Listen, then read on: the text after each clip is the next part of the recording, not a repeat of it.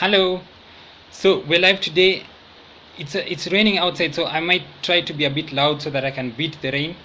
I hope that you can hear me. I'm not sure, but please tell me within the comment section down.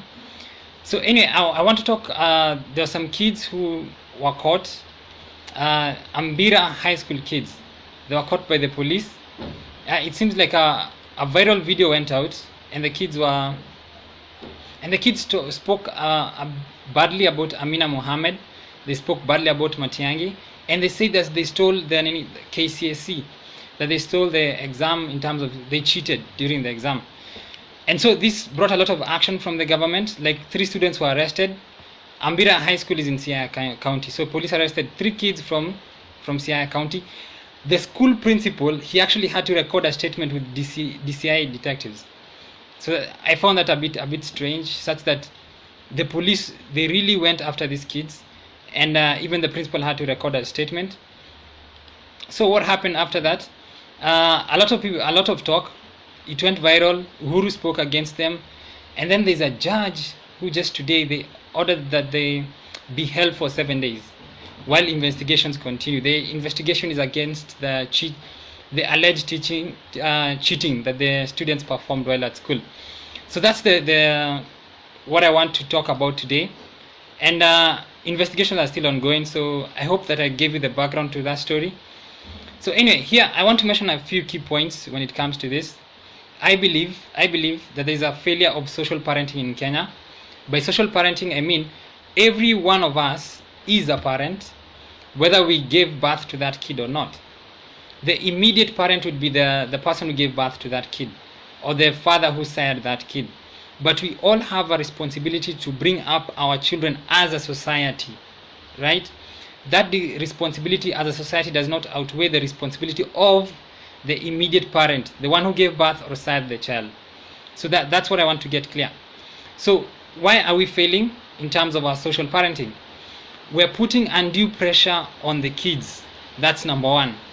Number two is there's a lack of peace within our households. Number three is that we focus on positive versus negative reinforcement. And I'll speak about that as we go on. So I believe that the response of our society to the Ambira High School kids, it resulted from a failure of social parenting, and we need to check on that. So I wanted to begin to start with the first point. Undue pressure on the kids. There is constant pressure on our kids to succeed at KCPE level, to succeed at KCSE level. We usually tell them if they don't succeed, their lives are over. There is an impact of that pressure. It continues, it builds up in them until at one point it blows up. And in this case, it blew up because the kids have been under constant pressure to succeed in KCSE. And eventually when they finished it, they felt that all that pressure had gone. What were you guys telling us, Matiangi? What were Amina telling us? Why were you putting so much pressure on us? And then they hit back at those officials. So that's my opinion on that. And I just wanted to give a few. There's a study that was done, and it says that examination is an unavoidable stressor. It will stress you unavoidably. You cannot avoid it because you really want to succeed and move on to the next stage of life. So now imagine a scenario whereby already it's unavoidable, the stress, and we're adding so much stress on it. We have police with guns surrounding the kids. Every parent, every relative is telling the kids, if you don't do this, then if you don't succeed in this, then you won't succeed in life. So here is what the study advises, right? That what people need to do is that they need to go for effective relaxation programs as well as counseling services so that you reduce the stress that students feel. So my question is, it's okay, send these kids to jail, detain them and do all of those things. But are they the only kids who are feeling that way or who express themselves that way and were not caught on camera? If there are other kids, then what are we doing as a society to help them? Do we have these counseling programs to reduce their stress? Do we have relaxation programs to reduce their stress? And if we do have, are they working? because these knee-jerk reactions, at the end of the day, they won't work, because undue pressure has its effects. And here's one of them. There's a KCSE candidate, right, in Migori County, and she committed suicide after she learned of her results. She had scored a C-. She just committed suicide. She killed herself. So we have kids who are expressing their frustrations and others who are not expressing their frustrations, that we cannot see it. Which one would you prefer, right? A kid who hurls insults, speaks all that he wants, or another kid who just keeps quiet and at the end of the day commits suicide? Now, this young lady, her name was Karen Ouma, and what happened? She failed the first time, like in 2016 she did the exam, she scored a C-, and she felt it was not good enough. So she went back and scored another C-, and this time she killed herself. What kind of counseling did she go through when she went back to school to tell her not to place so much pressure on these exams, right? Did she go for any relaxation program? And what was the effects of going to those programs or not going to those programs? Because at the end of the day, she killed herself. So yeah, we can arrest students, you can do that, but at the end of the day, are we solving the issue that perhaps so many other students have? And I wanted to give another example. Like, this is a study from the UK. They say that 27% of students, they wanted to kill themselves. 27% of students. These students are facing mental health issues, and many of them are thinking of attempting suicide. So when the researchers asked, what is the cause of these mental health issues? Why are 27% of them having problems mentally and thinking of committing suicide? So the kids said that 2/3 of them cited school pressure to do well. 2/3 of them say that there was pressure from the school to do well, and that's why they were contemplating suicide or having mental breakdowns or other issues. Now that's 67%. School pressure, just school pressure. Now 81% said that testing and exams were the cause of the mental pressure that they were facing, the pressure that wanted them to kill themselves, right? 81% said testing and exams. So if we have this kind of stats, that testing and exams, they're an avoidable stressor, and the stress is so much that people want to kill themselves, how do we react to it as a society? Will we just wait for videos to come out and then now we arrest those students, take them to jail, detain them for 7 days? Or are we going to build up programs, highly specific programs to help these kids, to reduce their stress, to counsel them during these times, to tell a student, if you failed the first time, when you go the second time, do not put so much pressure on it. Why would you even want to go the second time? Perhaps you should pursue another direction. But they feel that they need to go back again because they feel like failures, because we've told them that they are failures. So that's another, I just wanted to give that example, the statistics. Just remember the stats. So anyway, given these statistics, I think you'd see that everybody is playing a role in this. Schools, 67% cited as putting so much pressure on students that they have mental issues and they want to kill themselves. Parents, they put so much pressure on their kids. If you don't pass KCP, if you don't pass KCSE, your life is over. That's what they tell them. And what's the result? In the UK, they say that 81% feel that those testing and exams, they're too much pressure from them. And that's the UK. What about Kenya? Right? So again, government officials, they also play a role in this because you're supposed to build up these programs. What makes a student feel that a C- is bad? What makes a student feel right? We need to create a situation whereby our students they don't feel like life and death. They don't feel so much stress that at the end of it they just want to release it. They shouldn't feel that. It's a passage of life. That's how it should be. Anyway, so just moving to the next point, the lack of peace in the home. If a child learns violence and insults in the home, then that child will express violence and insult outside of the home.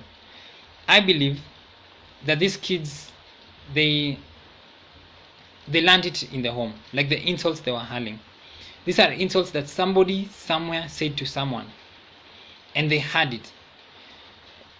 It could be from their environment, it could be from their friends, but it's somehow within society, because the kids cannot learn what is not there to learn, right?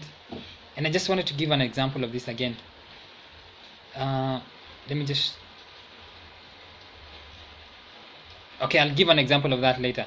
But anyway, they learn it from home. And I wanted to give another example. Like David, when he killed Uriah, that's the Bathsheba story. And what happened to David's children? David's children were bad. Many of them, they committed sexual sins. They killed each other. There was very, very high turmoil within David's home. And at the end of the day, it didn't come to anything. And here's what I was looking for. There's a study that was found between parenting style and what happens when the effect of those parenting styles on kids.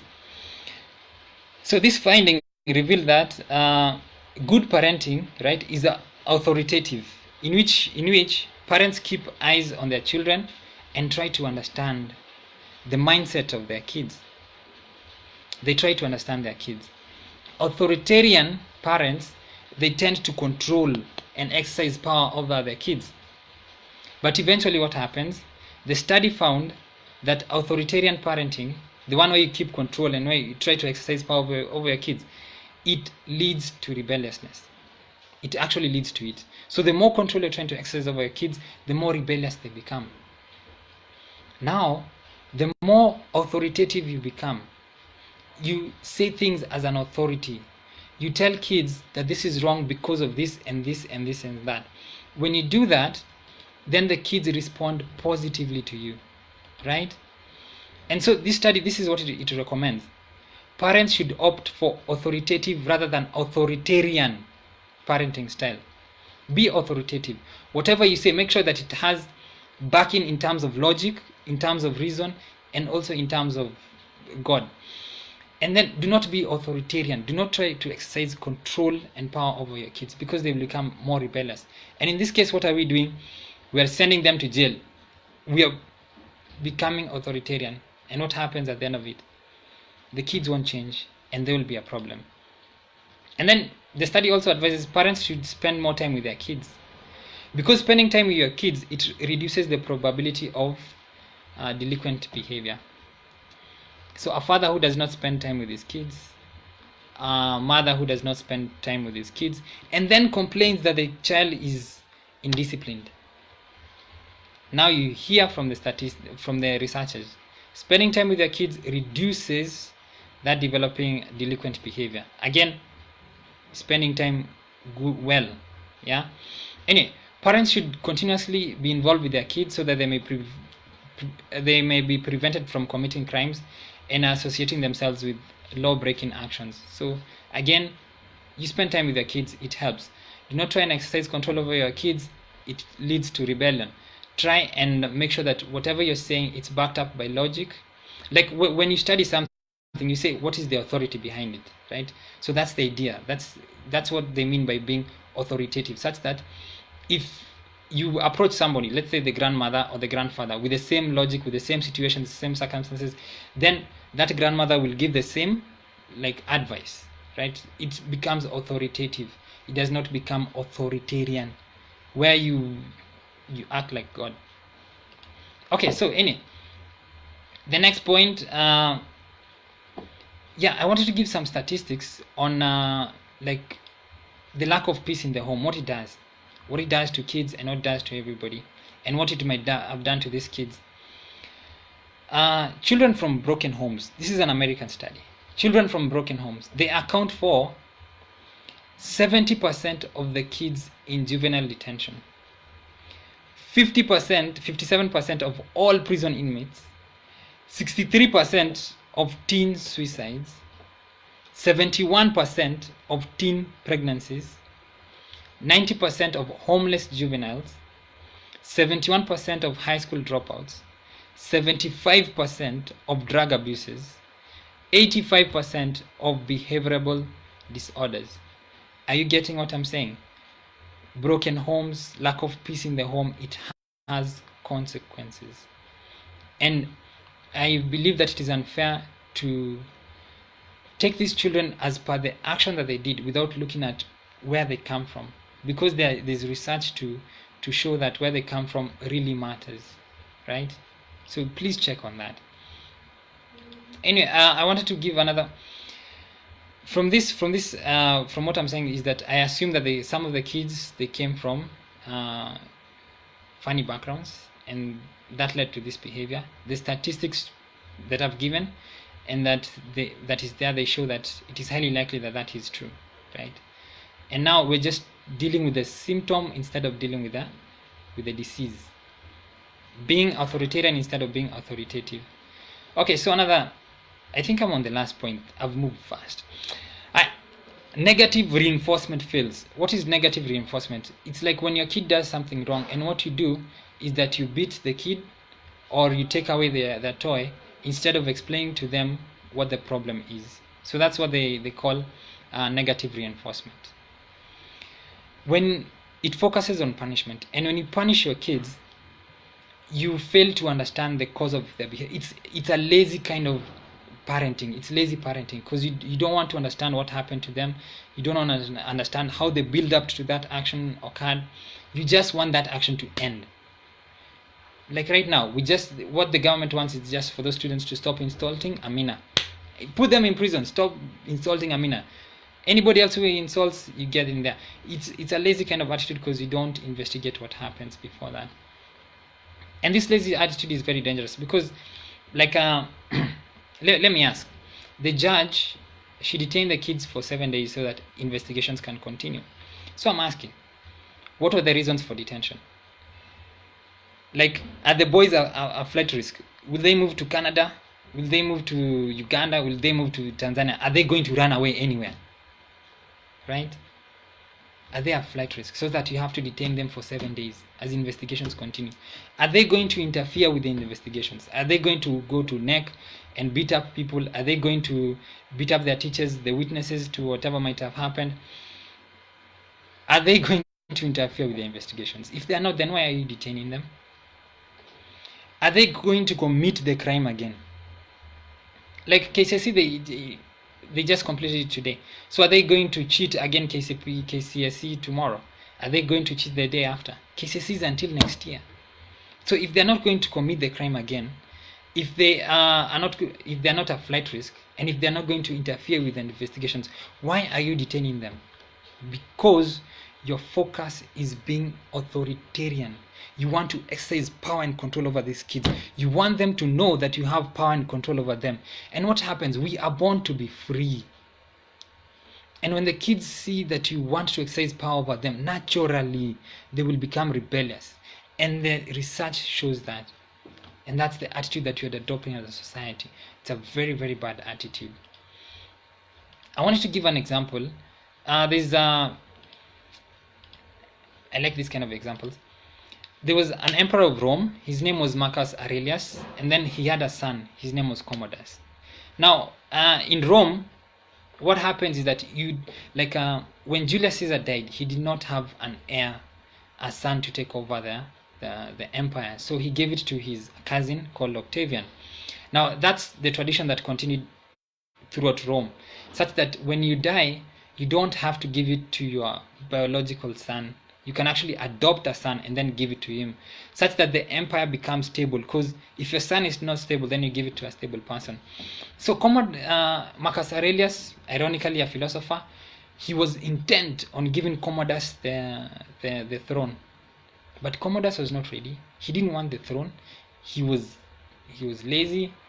He was happy being rich. He was happy being powerful. He did not want the responsibility of being an emperor. And Marcus could have simply given it to another person.